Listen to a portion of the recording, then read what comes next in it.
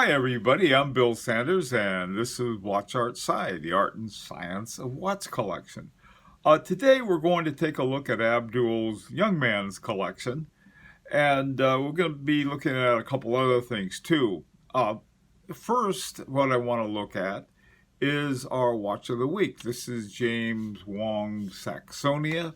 It's an all Longazuna, 37 millimeters rose gold. It's called a Saxonia Thin. To me, this is a perfect gentleman's watch. It can be used as a dress watch. It can be used for sort of a executive suite watch. It's a really very nice watch. And you can see the back there.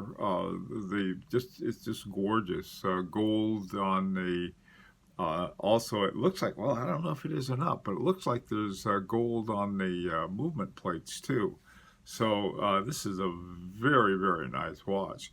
You can see some engraving on the over by the regulator right above the balance wheel over there. Okay. All right. Well, anyway, James, thank you very much for allowing us to use this new beautiful watch that you have. Okay, let's take a look now at Abdul's collection. And the first group of watches that we're going to take a look at are all quartz watches. And there's some interesting brands. One of the more interesting ones is at the Zenith Movado Museum. Now, it looks like a Movado, but it has. I guess Zenith did something with Movado, and it's called the Movado Museum piece. And it's a very interesting one. I have no idea where Abdul got that, but it's sort of cool. There are a couple Claude Hellier, and one is a chronograph with an alarm. The other one looks like a woman's watch, Claude Hellier, Paris. Down at the bottom right, there's a Rado. I have a Rado, a Quartz Rado, as a matter of fact, I've had for years. Great watch. And there's in the middle there's an Orient.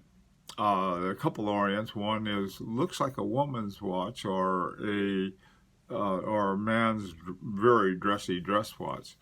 So anyhow, there are a lot of quartz watches. Now, quartz watches, as we know, are more affordable, and they're something we can sort of start with, but what we really want to look at are the mechanical watches. So let's take a look at what Abdul has with that. All right, here we're going to start off with three Seikos.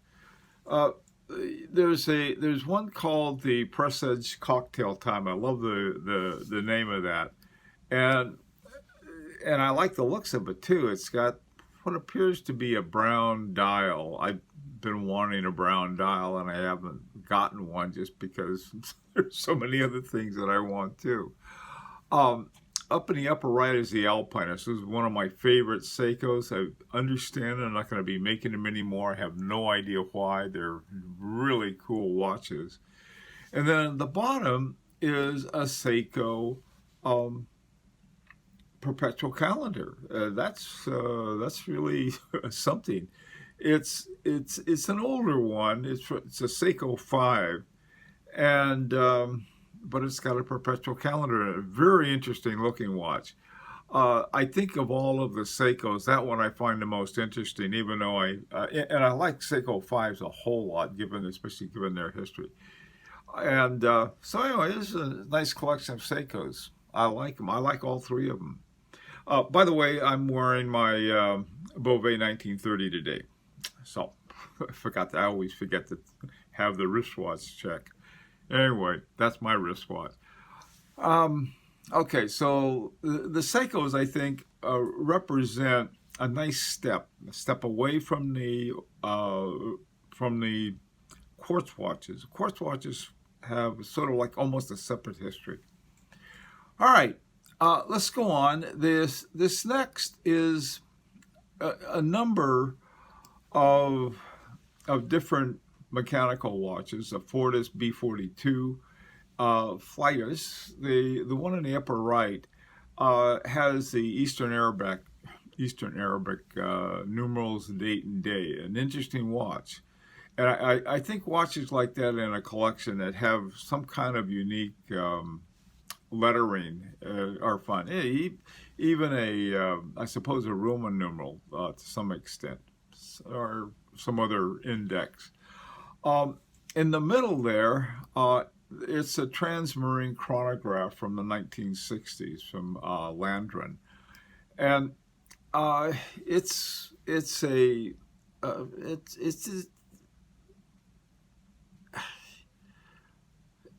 a very subtle watch. I'll put it that way. You can barely see the pushers; they're on the right side, and then you have the small timers at 3 and 9 o'clock. Notice how the 10 and the 8 are crunched along with the 2 and the 4. The 9 and the 3 disappear altogether. That's an interesting style. Some people really don't like it. To me, it's one of the styles that you have. There's a Sin 104, and that has a day date on it, and that looks more like a pilot's watch than the Fortis B42, but it's a cool looking watch. I like it too. And at the top left is Favre-Leuba Sea Chief. Favre-Leuba, I don't know why. There's some about him I really like. I think one of the reasons I like Favre-Leuba, when I got my Beauvais Mono Rattrapant, I think it has a Valjoux 82 or 84 in it. There was Favre-Leuba had the same movement, and they also had a Mono Rattrapant, so I thought, well, they're cousins. That's sort of cool. Finally, at the bottom down there is a SEMA Triplex manual. I don't know much about that. Interesting looking watch, so with the small seconds at 6 o'clock. All right, let's move on. Now, these next two are a couple Rolexes. Rolex Datejust, my current favorite Rolex. I like the Datejust, and here's a couple of them. They're the Oyster Perpetual Datejust, and they're from the one on the left is from the 1980s. In fact, both of them may be from an earlier period, but they're both working great, and they're one is I think they're both 36 millimeters. One of the things about 36 millimeter Rolexes is that there's you can find some really good buys on those. So if you're into Rolexes and you really like them, and you like a smaller size of 36 millimeter, and that's and they're coming back now. A lot more people are wearing smaller sizes rather than these. I think this one's 42 millimeters. So anyway, a couple good-looking Rolexes there. The two-tone bracelet is always interesting. All right. Now the final two are a couple Tudors. They're very interesting Tudors. The one on the left is from the 80s. It's only 32 millimeters. And it's called the Submariner, okay, which I thought, wow, I thought only Rolex had Submariners, but this one is the 944-100, and it's a Submariner with the snowflakes. And the one on the right is from 2013, and it's a Tudor Black Bay Heritage.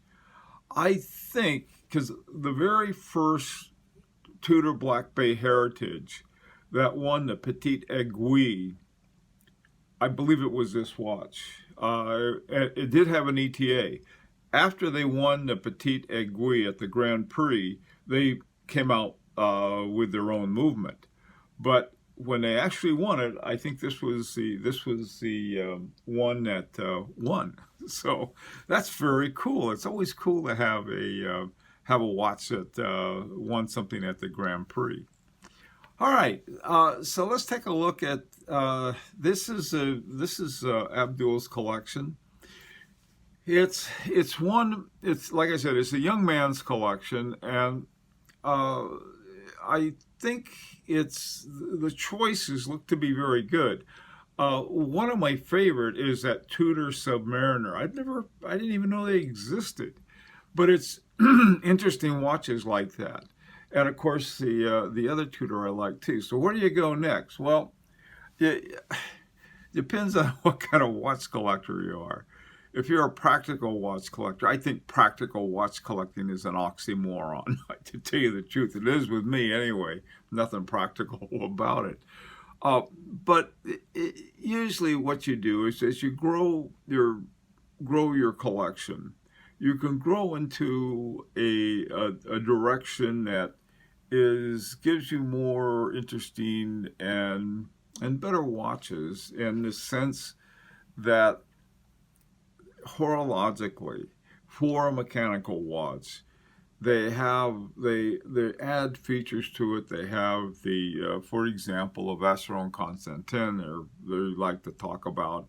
They have the best finishing and talk about one of the things they have. It takes 2 years to for a young watchmaker to learn how to become a good finisher. So that I think is in the direction. And one of the things I think that is sort of a lead to good directions is the Grand Prix. If you start looking at the Grand Prix and who's winning in the Grand Prix, you can find a lot of watches there that are really very interesting ones. It's a way that you can find a watch with a good movement and an interesting direction to head. So that's one thing I would suggest. Now, it just so happens that I wanted to talk about the Grand Prix because Grand Prix was supposed to have their entries come out on July 16th, but they jumped the gun and they had it on July 13th, which was yesterday.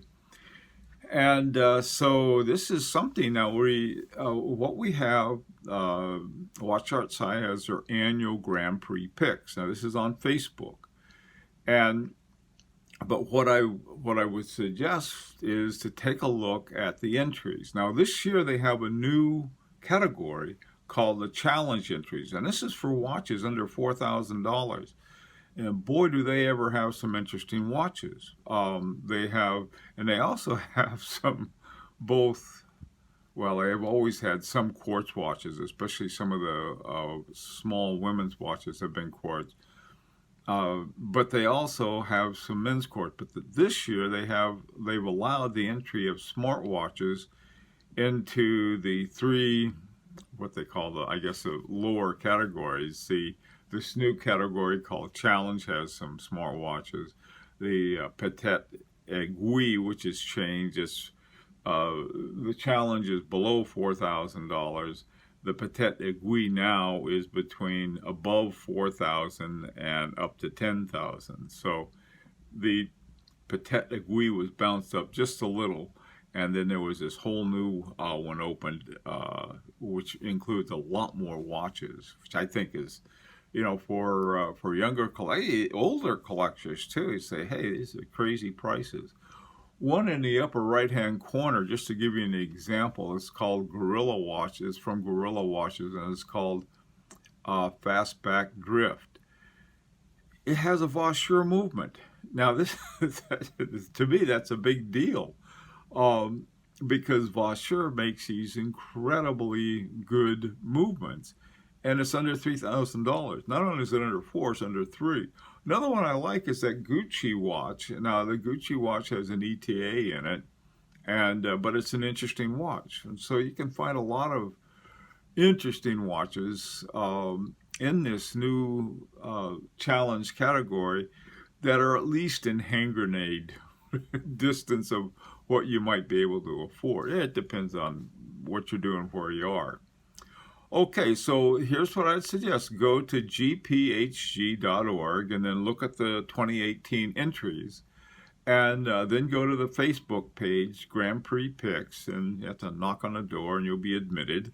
And you can win. We got a whole bunch of free watches we're giving away for the winners. So if your pick is one of the winners, we're giving away 3 watches this year.